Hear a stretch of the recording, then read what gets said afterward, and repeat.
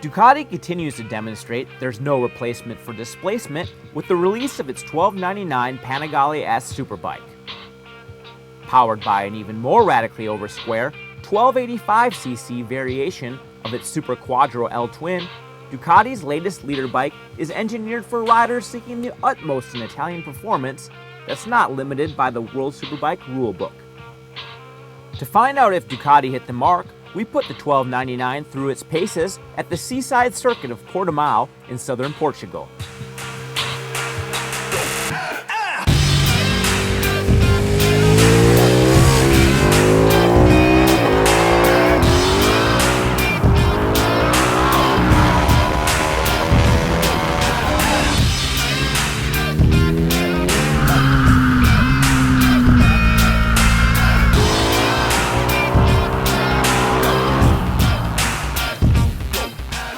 Overall, I'm really kind of pumped on what they've done for 2015 with this bike. I was kind of skeptical about that extra cylinder bore. I didn't think it was going to produce the mid-range it did. That was one of the biggest gripes we had against the 1199. But now it's got that mid-range, just like the old long-stroke Ducati Superbikes had. And it helps. It makes the bike easier to ride. Like now you can kind of carry a gear high, and you don't have to worry about revving that thing like to the moon. Like it'll come off the corner in a higher gear and it'll drive just fine. It's got a lot of power. Like it's crazy, man. Like the thing wheelies in fifth gear, like down the straightaway.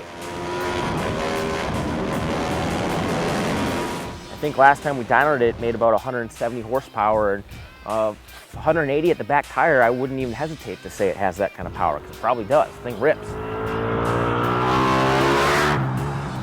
In terms of the chassis, they kind of tightened up the steering angle a little bit by half a degree.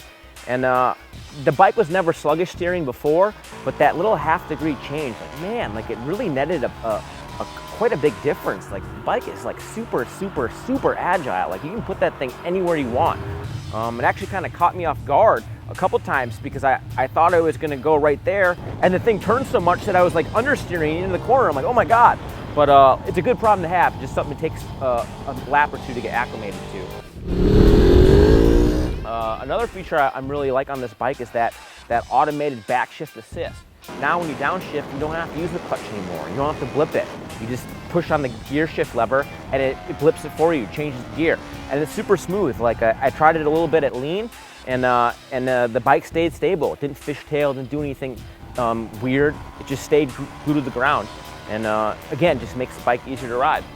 Another big change that they kind of didn't talk about so much is the foot pegs. Like the old Ducati Panigale Superbike had the most slippery foot pegs. And they finally put on a nice set of grippy pegs. Your feet stay glued on the foot pegs. Gives you more control when you're riding the bike at the track or on the street.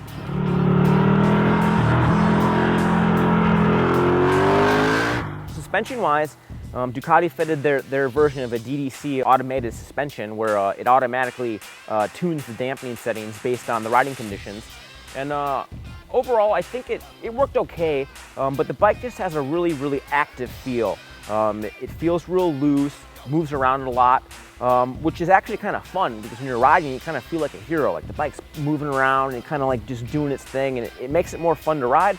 But I don't know if that's necessarily the best way to go around the racetrack fast. I would like to see maybe a little bit slower action out of the suspension, just kind of calm things down, again, to make it a little bit easier to ride. But overall, I'm pretty excited what Ducati's doing and how they're melding all the electronics together and really sorting those things out so they work in unison and make the motorcycle easier to ride. But overall, if you're looking for just a fast, loose, like exciting motorcycle, like this Ducati's it. Like it's fast, it's fun, it sounds bitchin', super agile, it feels light, and I wouldn't hesitate to ride one of these things at a track day or on the street. Like I really enjoy riding this bike, it's fun.